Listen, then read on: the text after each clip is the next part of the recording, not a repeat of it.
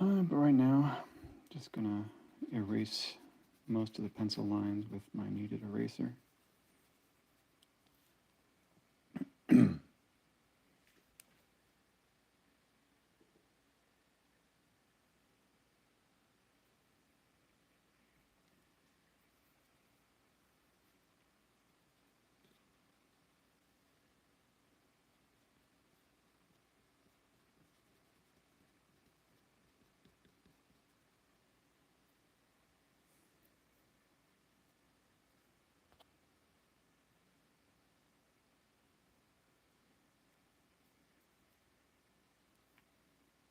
Hey, thanks for joining.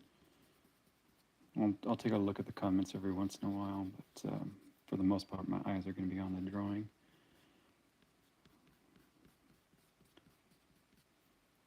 It seems like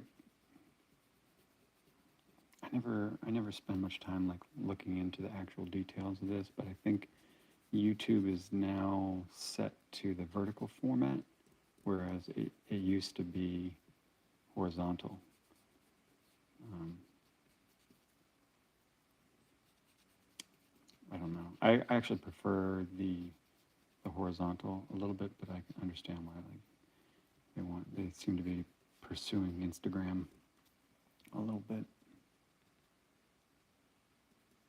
Just following their lead.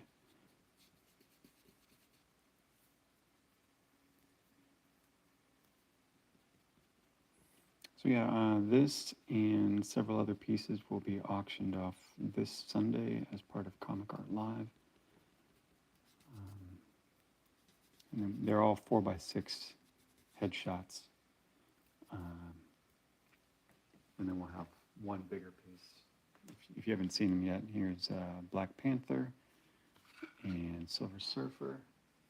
And then I already started coloring The Thing and Namor. So all these will be up for auction, including a Daredevil that my dad inked. That'll be this Sunday, 10 a.m. Pacific time. All right, that's enough erasing. Let's get my brush. A little bit of water,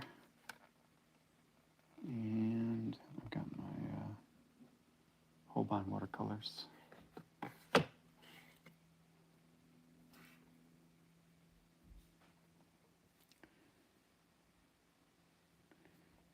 So the first major thing to do is to just put in a nice wash of burnt sienna. Pretty watered down, just because I don't quite know where I'm going with this yet. I mean, I know that the light source is going to be from the top right, her left. I kind of figured that out, at least in the drawing stage, in the penciling stage. But still, I might change my mind on the details as I go through. I guess, should I do her neck? Yeah, if I don't do her neck, it's going to be weird. With these headshots, I usually try and have it like a floating head, kind of like the corner boxes on the old Marvel comics. That's kind of what I'm like slowly building my own collection of like my version of all these. It's not like I don't have a set goal or anything, but it's just nice to have a growing collection. At some point, I'm probably going to do some repeats, just because like I don't want to do just one version of Batman or one version of Spidey. Yeah, I guess I already did. I did one Spidey. I did one Peter Pork, Peter Parker.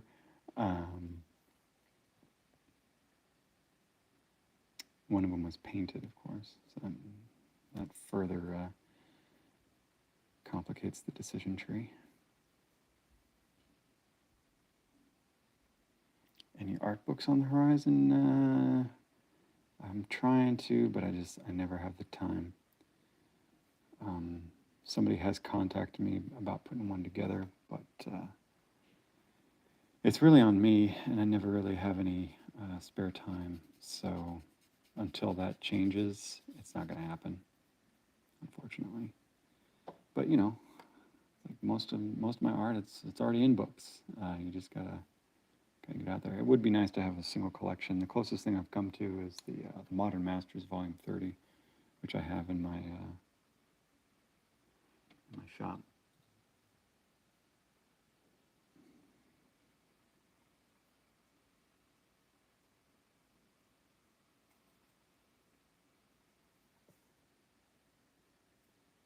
I guess I'll go ahead and put in the shadows.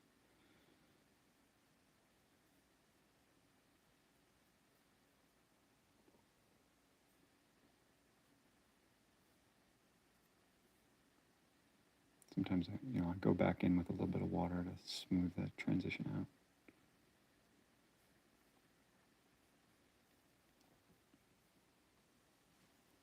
out. That is the eternal question. How can we see her if she's the invisible woman? So that's what I'm going to do actually down here. So the Fantastic Four symbol is going to be disappearing, even though she's not. So she'll be completely visible, and then the FF symbol will be disappearing. It was kind of funny, like when I drew this, I started with her, and then I realized, like, otherwise it's just some blonde lady. So I added the circle, the dotted line, and then I still felt like she needed something, so I put the 4 on there. And then I felt like the 4 was too far down on the paper. And then I was in the car, like drawing it. I was like, oh, I know what I'll do. I'll just erase the 4, and then it'll kind of like solve all my problems. So I can still put my signature down here, and it won't kind of kill 2 birds with 1 stone. It's my favorite way to murder birds.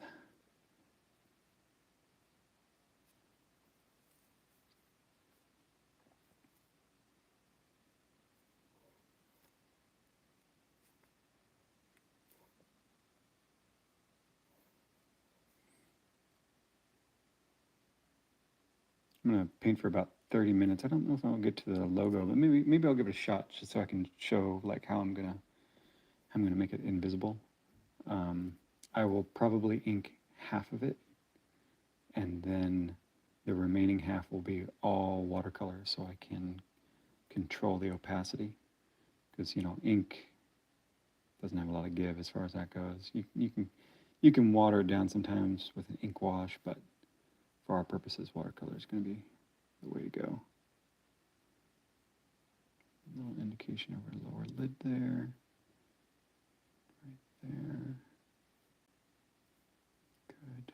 I should have erased more. See, once you put in that first coat of water, you can't really erase anymore. So I might actually have to go back in a couple spots and with some opaque paint, kind of fix. It depends. It depends how visible it is. I should have erased a little bit more. That is the thing about live streaming. Like I enjoy doing it. It's a nice way to kind of get the word out about, just what I'm doing, what I'm up to, what's coming up.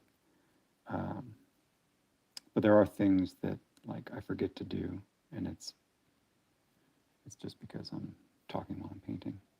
And it's not just talking, because I can talk and paint at the same time, but it's a bunch of different things. Like the camera's in a weird place, it's kind of in my way. It's just not my normal setup. But enough excuses.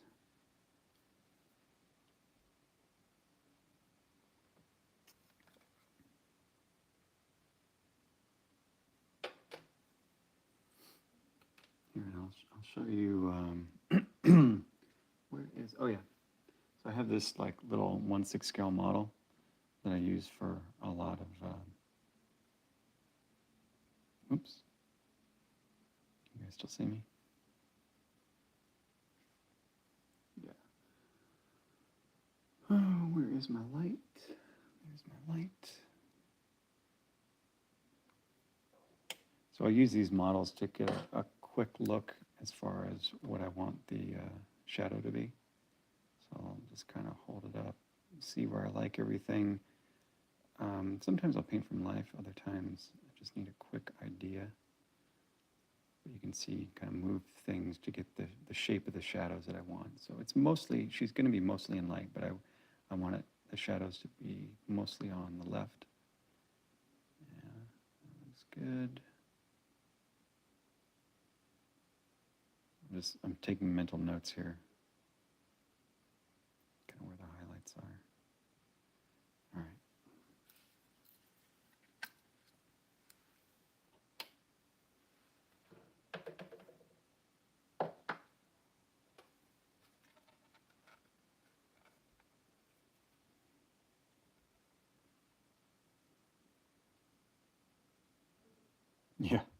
Yeah, you gotta, with Mary Jane, you gotta do a Spidey t-shirt. Although, I think that would kind of kill the whole secret identity thing. I'm pretty excited for Spider-Verse next month. I might actually go see it in the theater, which is a pretty rare feat these days. I'll probably take my kids. It may even be my son's first theater movie. He just turned 4. And I think that's how old my daughter was when I took her to her first theater movie. You know, they have to have a certain amount of self-control. They have to have a certain size bladder. It's like, all these things add up. And 4 years old seems to be about where it starts, when it's feasible. So a little bit of alizarin crimson on those lips.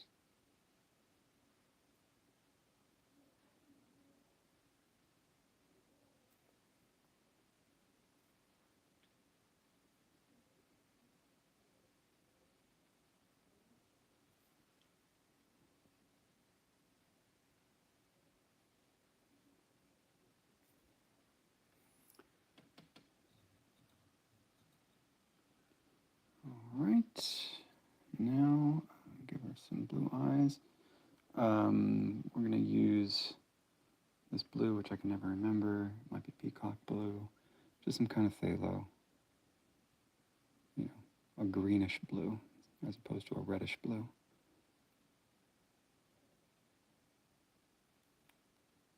Most of the time, when you're painting blue eyes, the actual paint that you're using, like the actual color, is nowhere near blue. It's usually some kind of gray, but in context of the face, it ends up looking very, very blue.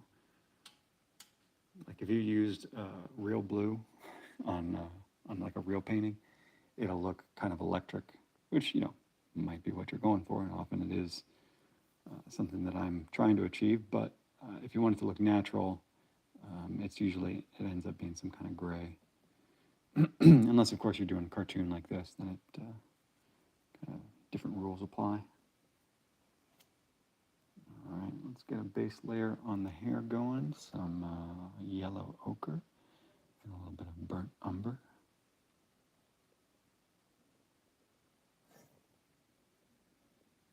That is too much burnt umber. We need more yellow ochre.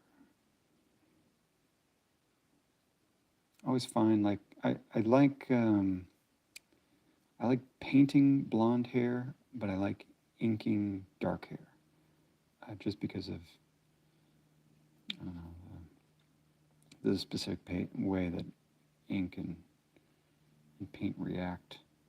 Blonde hair, it kind of has a very narrow spectrum where it looks right, and because that spectrum is so narrow, it also has a great deal of it's influenced quite a bit by the colors around it. So you don't have to go too far.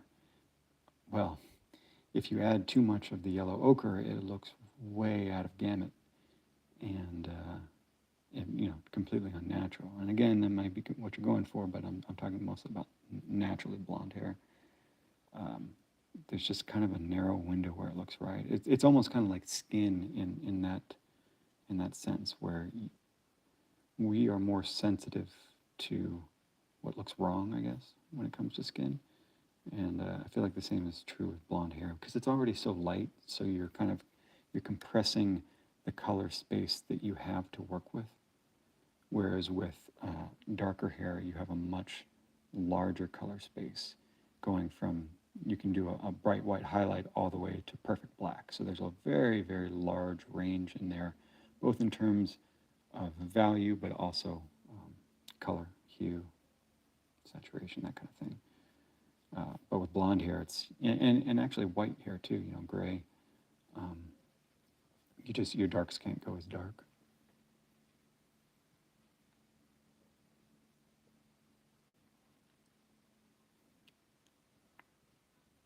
Well, thank you, Adam. Blue bubble behind her. Yeah, that's just going to be, it's going to be a dotted line. It's going to be her force field. Because most of these, I end up turning them into,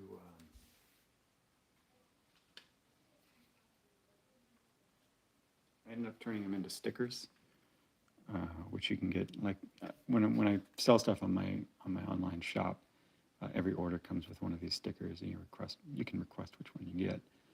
I don't sell these; they're just kind of like a free gift. But it's one thing. It's kind of what I'm building towards when I paint these. It's just because I want more stickers. I really like stickers. They're fun. My kids love them, and they print nicely. Like, I made a sticker out of the painted Spider-Man, and it looked terrible. Now, part of it is the paper that I'm using. It's not great, but it's good enough.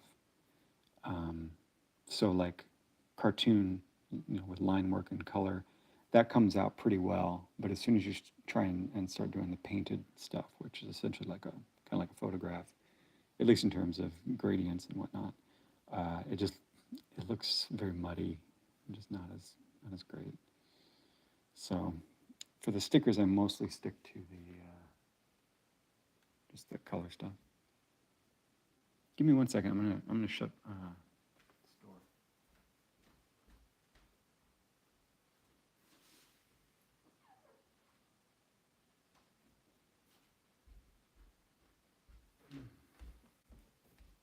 Sorry, my wife, she works at home as well, at least most days, and so we have to contend with each other in terms of bandwidth, and also always she's in meetings mostly. Most of the day, I'm obviously pretty quiet.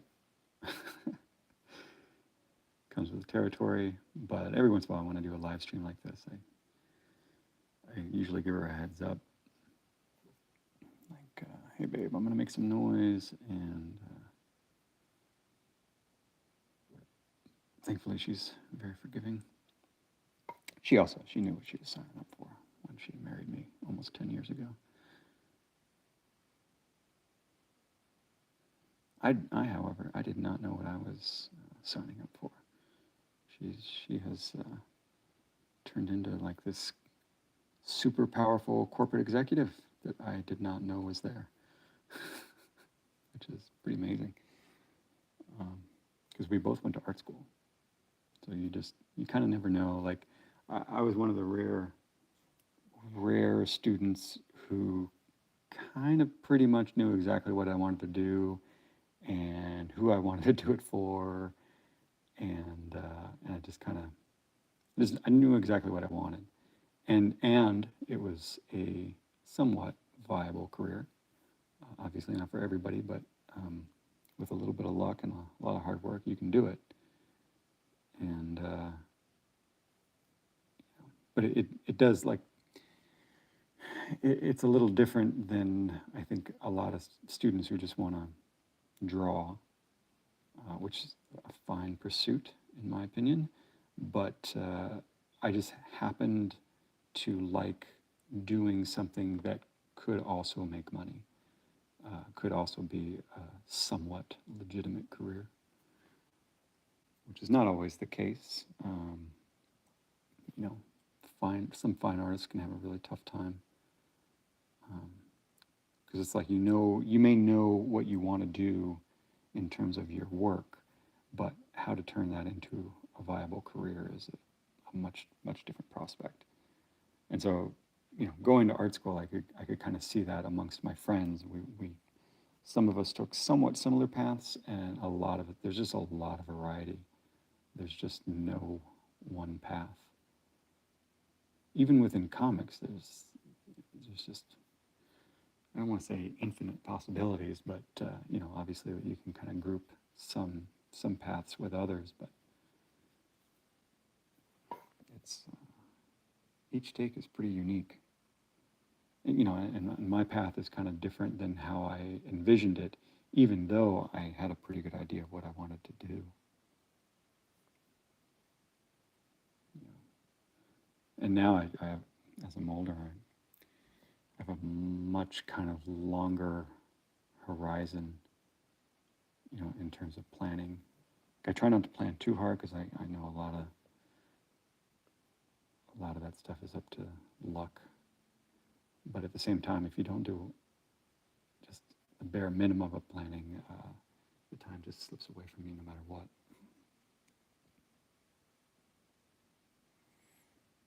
Let's see.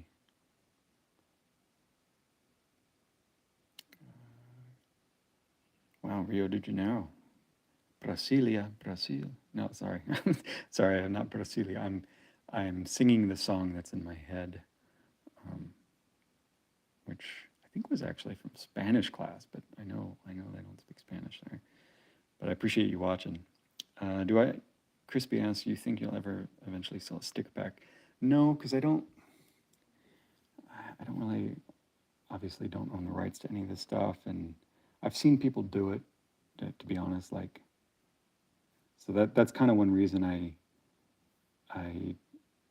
just have it as a free gift, because I can do what I want when it comes to that. I can do any character, it doesn't matter, and people, it's also somewhat of an incentive for people to come back. And it's usually not just one sticker. Like, I usually give away one sticker per item. So if you buy a bunch of stuff from me, I will give you a bunch of stickers. At this point, I think I have 24. Yeah, 24 stickers.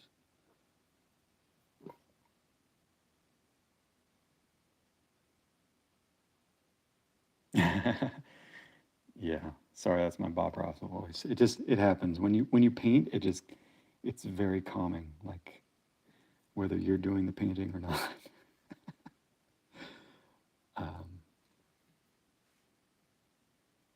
Yeah, it's so funny because both me and my dad, we listen to audiobooks as we do this. Like my mom is a big reader. Like, she reads literally more than anyone else I've ever known.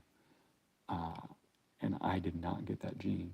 I like learning things, but the physical act of reading it literally puts me to sleep. And my wife can attest to this because she thinks it's hilarious. And it's not just reading. I fall asleep at other inopportune moments, but it really does. It just puts me to sleep. But if I'm using the visual part of my brain, then I can actually concentrate better on the verbal stuff. Now that breaks down if I am drawing, and a specific kind of drawing. If I'm inventing something, creating something in 3D space, then I actually have to use my entire brain.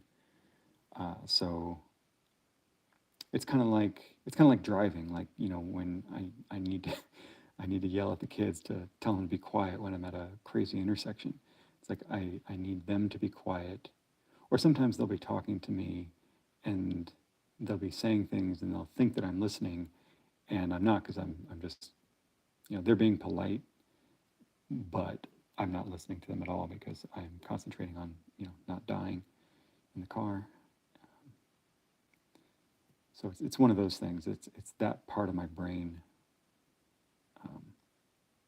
But if all I'm doing is rendering or coloring or inking, That's what my dad usually reads. Then it actually helps us focus, and so most of my reading is done like when I'm doing that kind of stuff. And I keep things very flexible because, like for instance, like this morning, I put in about 3 hours working for Marvel Studios, and I can't say what I was working on. Like it's the Spider-Man freshman year, the show that'll hopefully come out next year. But like I can listen to podcasts for most of it, but then I'll get to like one point where I'll have to. Usually, it's when I have to draw a building, or when I have to do some heavy perspective. But again, like when it comes down to the drawing, then I actually have to stop what I'm listening to, and turn everything off, and go from there. Um, I'm always on my computer, so it's pretty easy to do. But still, it's like something that I had to kind of figure out, and I had to get better at, and kind of recognize what my strengths and weaknesses were. But again, I think most people are probably like that. Um, like who knows if everyone's brain is set up the same way? But I've heard that from lots and lots of artists where it's just a different part of the brain. There's certain things you can do and certain things you can't if you're also talking.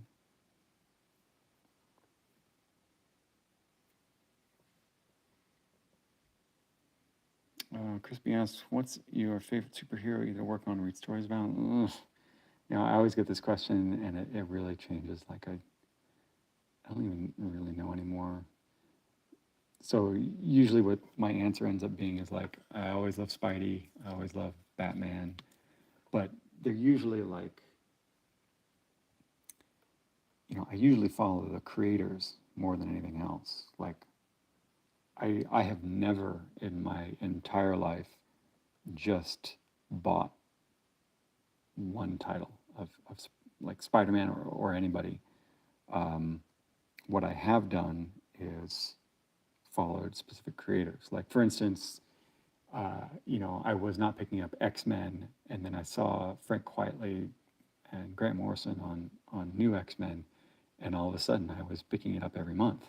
So, and then when Quietly left, well, then I was no longer picking it up every month. Same thing with Ecstatics. That was kind of like, I think that's the most comics I've ever bought on a regular basis, because usually the way I tend to buy them as a trade. Um,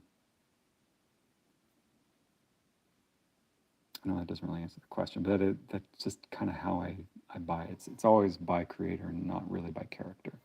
Now, of course, I do have my favorites. I've always loved Spidey ever since I was a kid. I've always liked Batman ever since I was a kid. I love Silver Surfer, like painting him, but I have not read that many Silver Surfer comics. He's one of those characters that, like, he just looks so awesome. Like, you could put him on any page and be like, oh my god, that's the greatest thing ever. But as far as stories, it's really hit or miss for me. Um, I did enjoy Dan Slott's run with Mike Allred, who I mean, Mike Allred is the reason. Like I was reading X Force and Ecstatics. Like I actually never read X Force back in the '90s. I actually didn't read that many comics back then. I watched a lot of cartoons. That reminds me, I did actually just have a dream the other night where I turned on Disney Plus, and all of a sudden X-Men 97 was out, and it caught me by surprise. So I have no idea when it's actually coming out. I know it must be coming out at some point, but that's kind of what all my love for these characters, it kind of came from the TV shows, Batman animated series, Spider-Man animated series.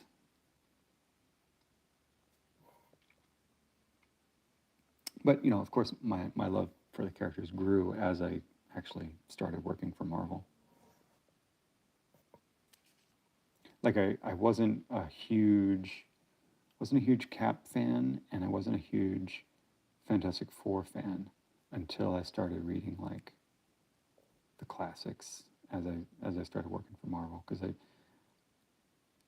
just the way my career ended up working out, I was doing essentially origin stories, and so a lot of my early career, 2004 to 2008, I was really just steeped in that whole, like, the beginning, 1960s era Marvel, and that definitely had an effect on just what kind of stuff I liked and which characters I liked, and just where I got my respect for all those early artists, and basically Stan Lee was writing most everything, but also the artists as storytellers.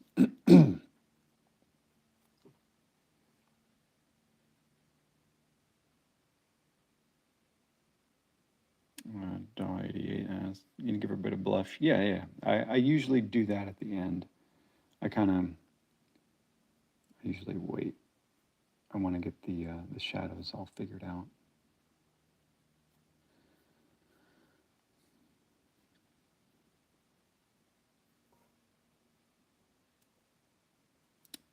And to be honest, like when that part of it comes around, you probably will barely even be able to see it, at least on the live stream.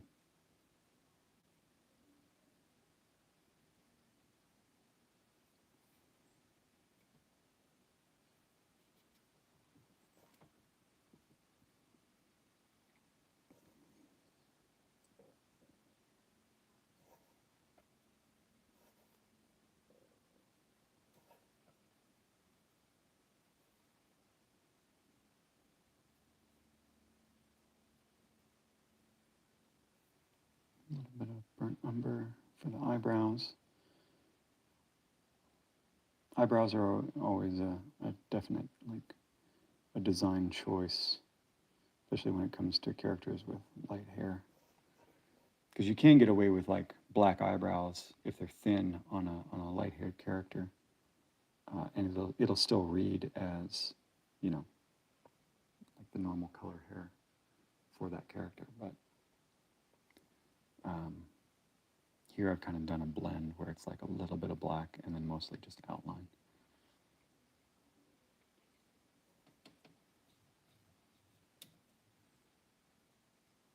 And I'll take a little bit of Payne's Gray, and I'm actually gonna make her irises. I'm sorry, not the iris, the sclera. A very, very faint bluish gray.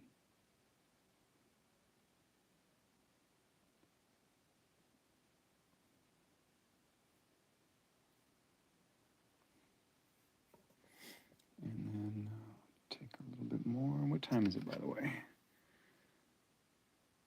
Oh, yeah. Time just racing along no matter what I do.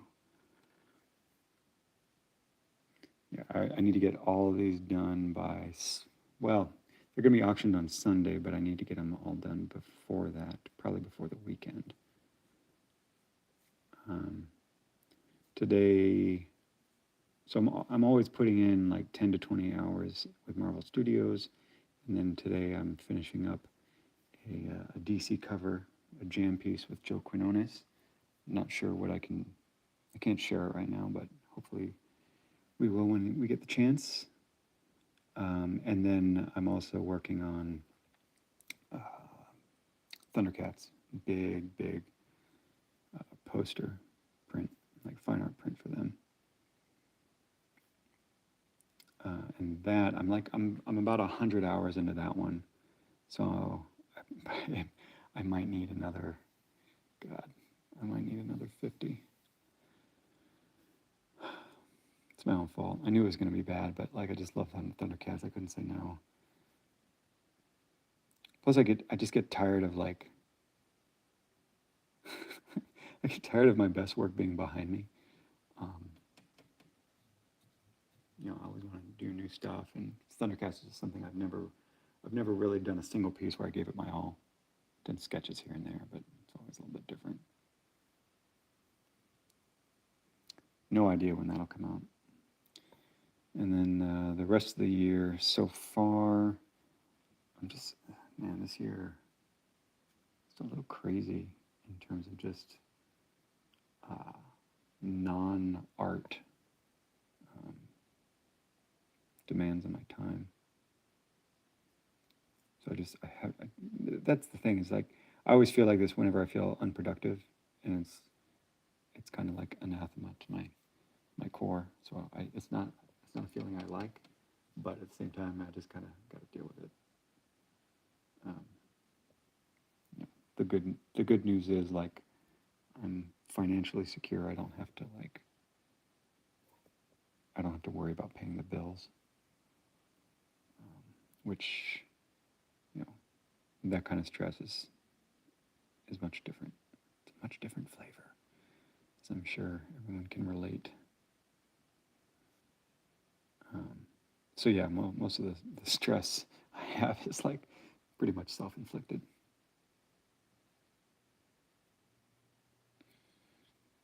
All right, now I will make her shadow darker, but right now I'm getting a little too nervous with the live stream. So,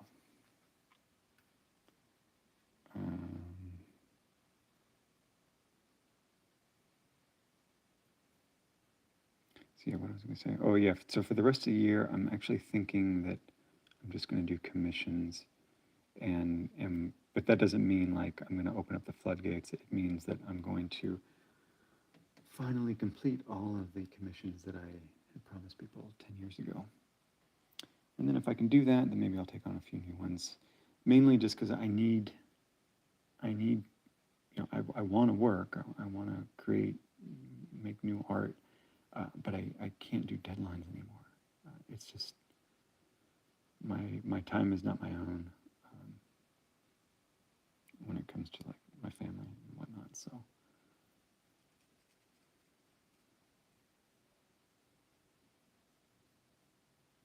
I'm just gonna do kind of easy, kind of you know, not too stressful, but still fun kind of stuff. At least that's the plan. I've already done some of it. I want to do more, just to wrap up the year. It's so funny, like the way my adult brain works. Like for me, like 2023 is over. It's already all planned out, which is a little insane. It's not even halfway over, but for me, I'm like, everything's already planned, just in terms of our family and everything, trips and that kind of stuff.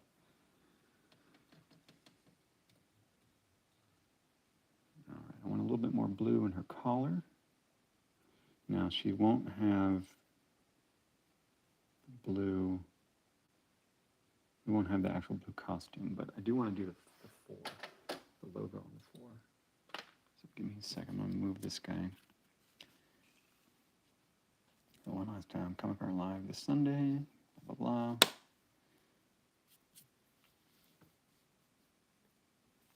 I need a sip of water too.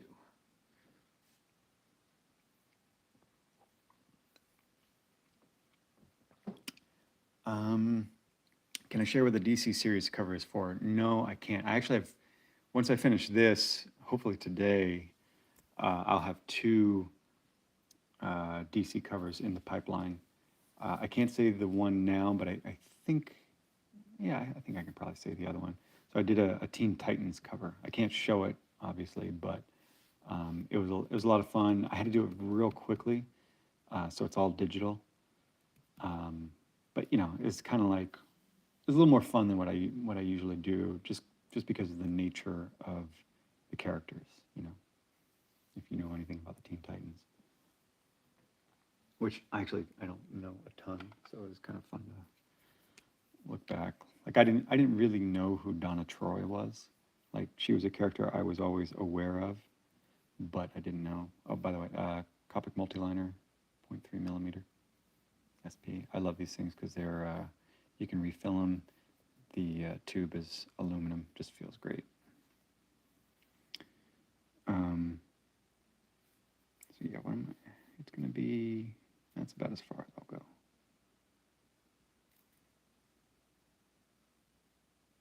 I have to remember like where it's going to disappear. So I'll just go to about right there. And maybe I'll put in this line. And then, am I going to do, I'll know what I'll do. I'm not going to ink.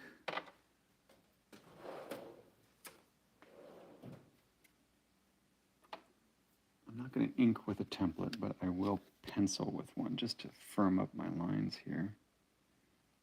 Nope. Maybe. Does that look decent? That looks pretty good. So that, and then that's too big. Line that up. This tool is just what I actually bought it for is doing the radar on Daredevil's head. So you just put it, you know, I need it to be clear, and then I put it in the center of his head, and then I go around like this. It's actually not the best way to draw a circle, but it's like good enough. So I always keep this around specifically for that purpose. You know, I've thought about getting, have you ever seen like, I always see it advertised on like Instagram and stuff, maybe because of, you know, what I follow, but there's that one, it's like a, I guess you'd call it an Oculus, where you just, they try and, it makes it look like it's made out of brass, and it, or maybe it's an iris. Basically an aperture that opens and closes. It's a series of veins, and they like, as you rotate it, it goes smaller circle or bigger circle. But anytime I see it, it's like always super expensive. And I realize this is a little too much. Let me just go down a touch. Well, I guess that part's going to be invisible, so what do I care?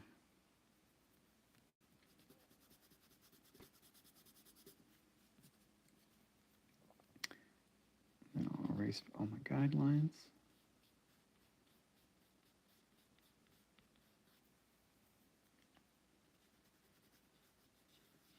So you almost can't see it. And then I will go back and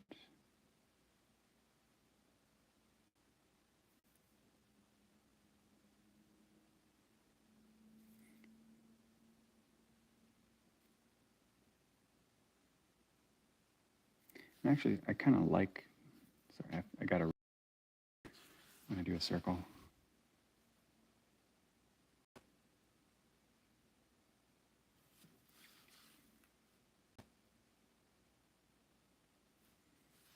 I kind of missed the mark there. It's also, the paper is a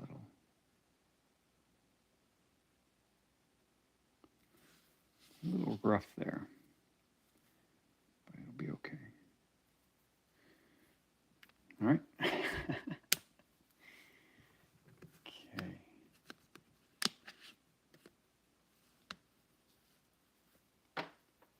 We're almost wrapping up. I just wanted to show like how exactly I'm going to do this. And then, if you have any last questions, ask them now, and I'll get to them at the end. Say maybe like a couple more minutes. A little bit of Payne's Gray.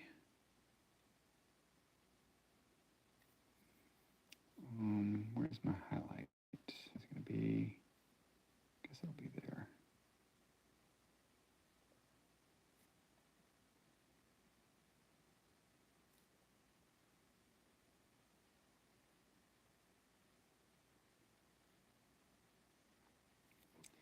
And then I'm going to switch to a smaller brush.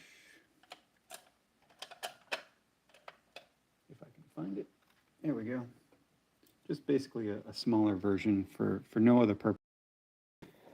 Control the flow of water a little bit better. Normally, the bigger the brush, the better. But there is a point where if you have too much water, it gets a little unwieldy.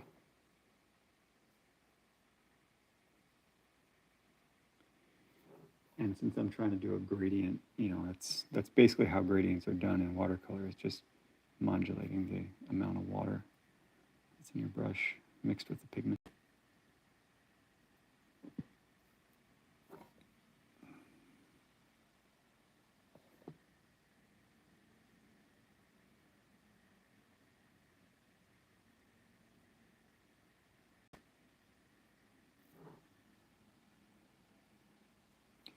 So the white behind the 4 will be, again, that like phthalo blue. And then it won't get completely invisible until the very bottom. And I'll hit this again with the tough eraser and really make that line disappear. You'll still be able to see it on the original, but you know, you'll get the point.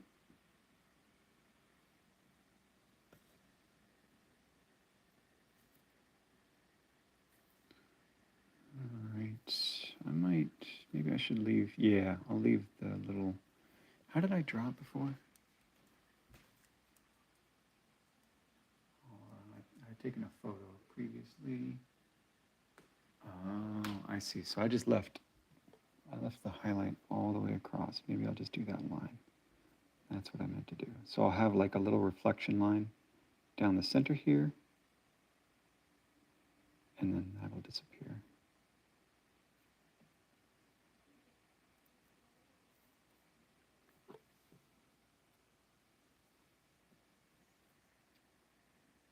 Reflection is continued here and here.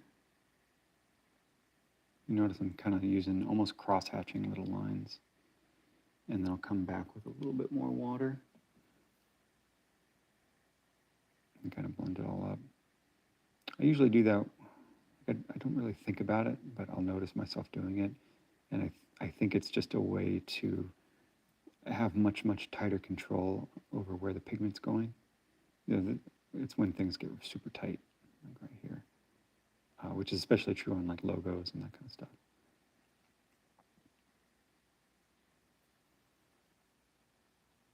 And then I'll go back with the water and just kind of blend it all together.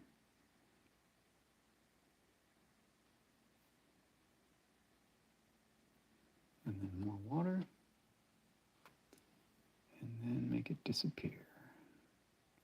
Now, I don't like the way that is going. It doesn't look quite centered, so I'm going to add another line here. I guess that 4 just needs to come a little bit more this way.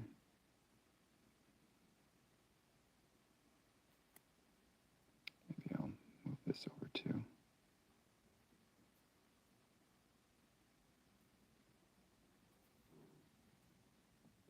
There we go. So once I'm happy with this, I'll actually go through and do a second pass with Payne's Gray, where I'll basically be inking in watercolor and having that disappear as I get down to here. So I've kind of started it there, but it'll be more pronounced.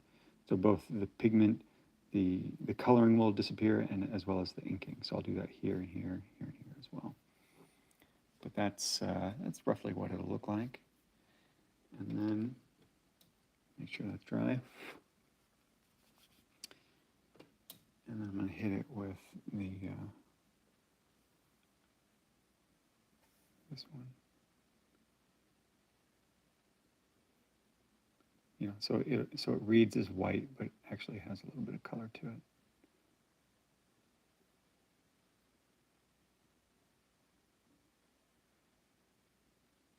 That's good enough for now.